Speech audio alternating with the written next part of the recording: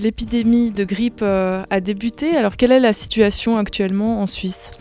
Effectivement, on voit qu'elle a gentiment commencé à démarrer, que dans certaines régions de Suisse, notamment à l'est, dans les Grisons, on a clairement dépassé ce qu'on appelle le seuil épidémique. Ce qu'on compte en général, ce n'est pas tellement les consultations pour des cas de grippe avérés, mais c'est l'ensemble des consultations pour des symptômes qui ressemblent à la grippe, c'est-à-dire de la fièvre, de la toux, des maux de tête, un rhume.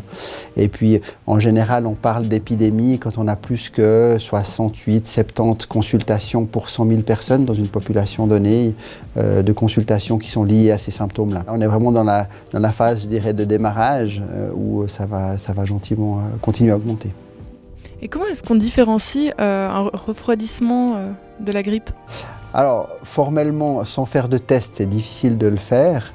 Mais globalement, ce qu'on peut dire, c'est que quand c'est la vraie grippe, entre guillemets, c'est des symptômes plus sévères, donc ça veut dire beaucoup de fièvre.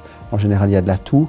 Ce qui est souvent frappant, c'est que les gens tombent malades, entre guillemets, d'une minute à l'autre, c'est-à-dire que le début est très brutal. Donc ça, c'est assez caractéristique de la vraie grippe.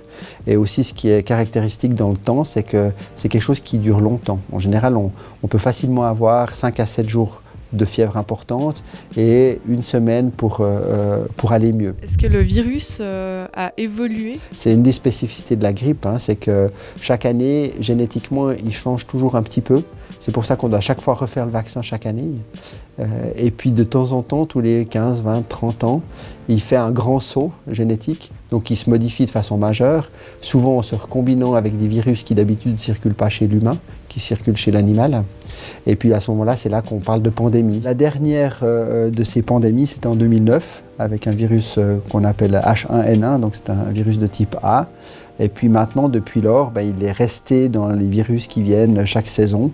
Il a continué à se modifier un tout petit peu d'année en année, mais il est plus responsable de ces grandes pandémies qui en général touchent plus de monde, de façon plus sévère potentiellement.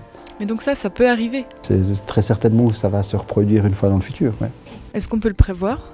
C'est quelque chose de complètement aléatoire. Non. La grande épidémie extrêmement meurtrière qui était la grippe espagnole au début du XXe siècle, depuis là on sait qu'elle se reproduise régulièrement, mais c'est totalement aléatoire de savoir quand ça va se produire. Et quels sont les gestes pour éviter d'attraper la grippe? Alors avant la saison, c'est de se vacciner. Ça, c'est probablement une des mesures les plus efficaces. Après, dans la vie de tous les jours, c'est le fait de porter un masque qui peut diminuer la transmission ou de se laver les mains régulièrement. Et évidemment, quand on est malade, d'éviter le contact avec les personnes qui sont susceptibles notamment de faire des complications de la grippe. Une chose qui est importante avec la grippe aussi, c'est que souvent on est le plus contagieux avant d'avoir des symptômes.